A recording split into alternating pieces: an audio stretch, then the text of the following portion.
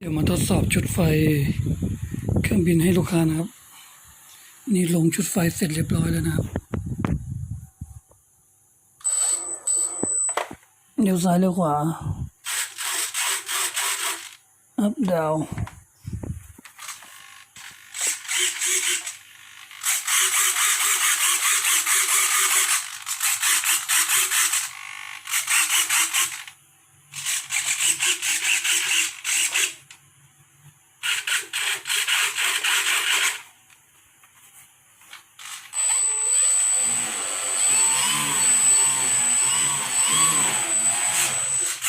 เดี๋ยวเราไปลองวิ่งกันข้างนอกร้านนะครับ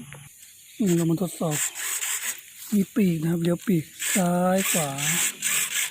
อัพดาวถูกต้องนะครับวันนี้เลี้ยวเดินนะครับล้อ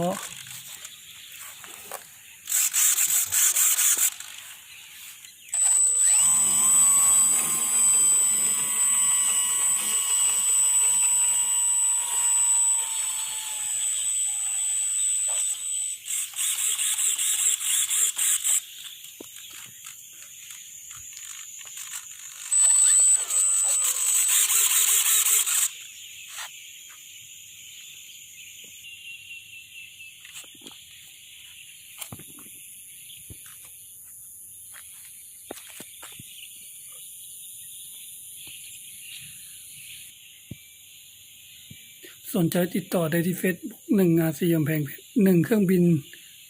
RC กำแพงเพชรนะครับหรือเฟซบุ๊กอมรรัตน์ เขม่นหรือติดตามเพจเครื่องบินเล็กกำแพงเพชรนะครับ